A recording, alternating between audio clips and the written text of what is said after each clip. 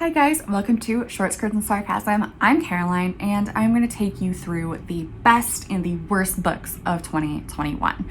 Thankfully, I had a pretty good reading year, so the best, there are definitely more best than there are worst. So I'm going to start with the worst. I'm going to go through them in alphabetical order by title and then we'll move on to the best books. So first is A Deadly Education by Naomi Novik. It was just bad. I hated all the characters, but not in a compelling way. The writing was meh, and there was also that racist bit. And even if you take that out, it was just bad. There was basically no real plot. And I do enjoy a plotless book sometimes if it's done well. This was not done well. Moving on to On Cats by Charles Bukowski. It was pretty bad. I rated this 2 stars. I would have rated it 1 star, but I gave an extra star to the actual cats that Charles Bukowski owned because it's not their fault. They're owned by a raging misogynist. The cats are innocent in this and they deserve a star. The writing was interesting. There was a lot of talk about hairy cat testicles, and I don't know what that's about because there are other books on this list that also talk about hairy cat testicles. Why? None of us need to meditate on that. And there was also a lot of comparing cats' bad and annoying traits to women in general. Don't do that. Moving on. Pet Sematary, another hairy cat testicle meditation book. I never want to read another Stephen King book ever in my life. I didn't want to read this one, but I did it for my book club, and I have regrets. The plot was not good. The writing was not good. The idea was good. Execution, terrible. Starvaker by Andrew Michael Hurley. I had high hopes for this one because I quite like Andrew Michael Hurley's writing. I like his writing style. I read The Loney and it was really great up until the last quarter where there was no real resolution. So I thought I would give him another chance. This one sounded good. It was pretty short. It was about a family who had lost their son, and the wife in this couple starts acting really strangely, and there might be some ghosts or something. Never explained. There's also a weird rabbit ghost, a ghost tree. There was a lot going on. The idea was good. The elements were good. Poor execution. So I think I'm going to give up my Andrew Michael Hurley and move on with my life. Another cat book, The Cat in the City by Nick Bradley. High hopes for this one. It's about a cat in Tokyo, and it's kind of the city of Tokyo is a character, and the cat is ever present. Good idea, bad execution. Again, the women characters in this are not real characters, they're caricatures. Stop doing this, men. Why? And also, it's really obvious that this guy is white and he's writing or trying to emulate the Japanese writing tradition of writing cat novellas. And it's pretty obvious that he has an MFA and is look at me and my MFA. I study Japanese literature. I'm amazing. And it's not great. And last on this list is The Northmeat Murder by Frances and Richard Lockridge. It was just kind of meh. It's a murder mystery. A couple moves in to a house and they find a dead body in their bathtub. And the cat is around. So I did also read this for my cat book club. All the cat books on here I read for my cat book club. We've never had a year this bad. And I think the problem is that we're reading men authors because we didn't have this when we exclusively read women authors. So this book was written in the 30s. It's quite racist. There are really no redeeming qualities apart from the cat itself. So those are all the worst. Let's forget about them immediately and move on to good stuff. So first of all Our Hidden Gifts by Caroline O'Donoghue. Amazing. Loved it. It's a YA book. It's Caroline O'Donoghue's first YA book, and its main character, Maeve, is good at reading tarot. She finds this tarot card in her school and she starts doing readings, and she's really natural at it. And then she gives a reading to her ex-best friend, Lily. And a weird card shows up that's never showed up before. It's the housekeeper. And then Lily goes missing. So Maeve has teamed up with a new friend that she made through tarot and Lily's older sibling, May. Is it May? No, Ro. And the three of them try to get Lily back, and it is a wonderful story of friendship, of like new friendships, trying to heal old friendships, like budding romance, friendships around disability. And there's also a big like culty subplot in this. Like there's a guy in town recruiting people to a cult, and there's a lot of talk about how trauma makes you vulnerable to cult recruition, being recruited by a cult, you know what I mean.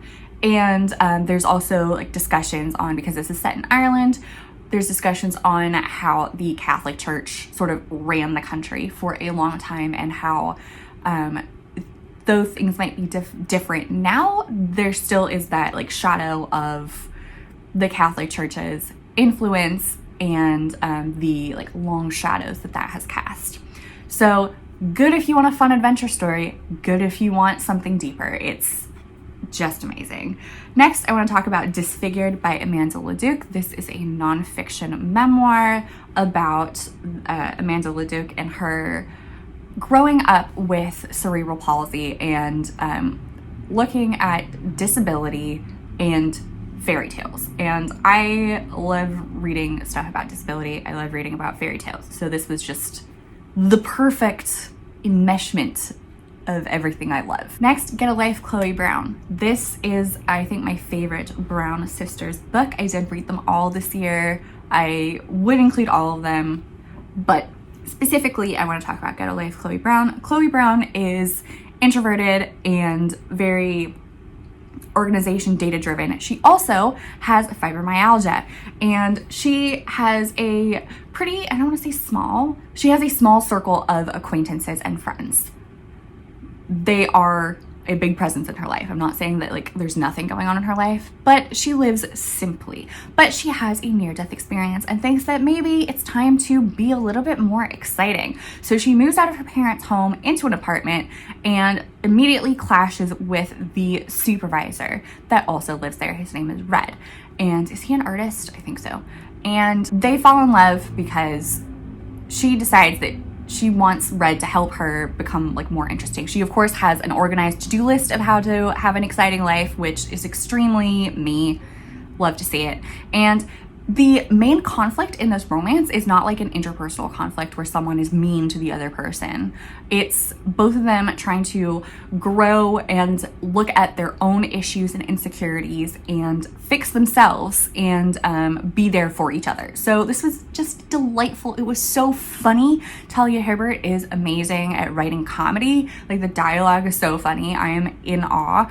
And it's a really, really healthy romance. There's no like possessiveness, other like sexist bullshit going on. We love to see it. Moving on, Of Women in Salt by Gabriela Garcia. I read the arc of this. It is now out, so you can go buy it should you wish to read about the sort of early 2000s Florida Latinx community. There's a Cuban American family living in Florida. Their next door neighbor, also Latinx, not Cuban, gets raided by the IMS or ICE, I can't remember which, but like immigration, and comes and takes the mom. She has a daughter, and the Cuban American family harbors the daughter so she doesn't also get deported.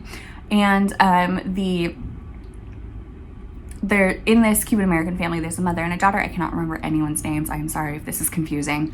The daughter has a history of, I think, substance abuse, and she wants to keep the daughter of this deported mother next door, but she comes in conflict with her mom. So this is about the people in the story. Yes, it is also about how Latinx communities are not a monolith, and how the American international relations with Cuba is really important for American politics then and also now. Next, Out of Darkness, Shining Light by Bettina Gappa. This was really great. I read this, I think, in February, maybe in January. It was a long time ago, but it really sticks in my memory, which I think is pretty impressive since I read 220 books in 2022, so good going. This is about the death of David Livingstone, a doctor missionary guy in Southern Africa. And after his death, the people who he had employed traveled with his body to the coast so his body could be shipped back to England. And so it's about their journey. Yeah, it's really good. And I enjoyed that it was from the perspective of the indigenous people who were with David Livingstone in life, and about their interpersonal conflicts, about their internal conflicts, and how this one guy essentially set up Southern Africa to be colonized in the scramble for Africa. So it's a little bit depressing, but not too bad. Next, hilarious, not depressing at all, mostly, is Queenie by Candace Carty-Williams.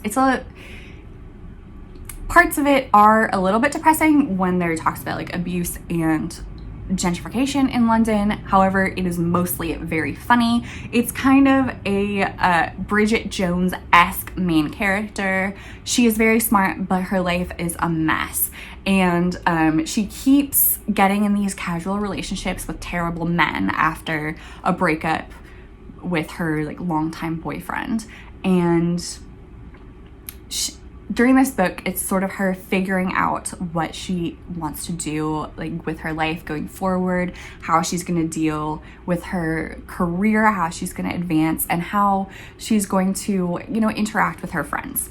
So I loved it. I wanted to read this when it came out, and I'm really sad I didn't read it immediately.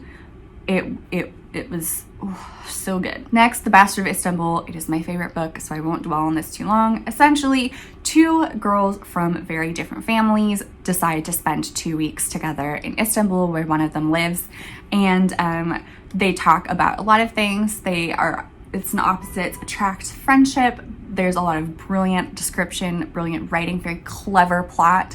And there's also discussions on the Armenian genocide. So if you don't want to read about genocide, don't read this book. Read another book of Elif Shafak. She's written a lot of them. There's something there for everyone. This one's my favorite. Then The House of the Spirits by ISABEL Allende. This is also one I read really early on in the year, I think in January. But it did really stick with me because the writing style was so beautiful. There was excellent description, very clever writing.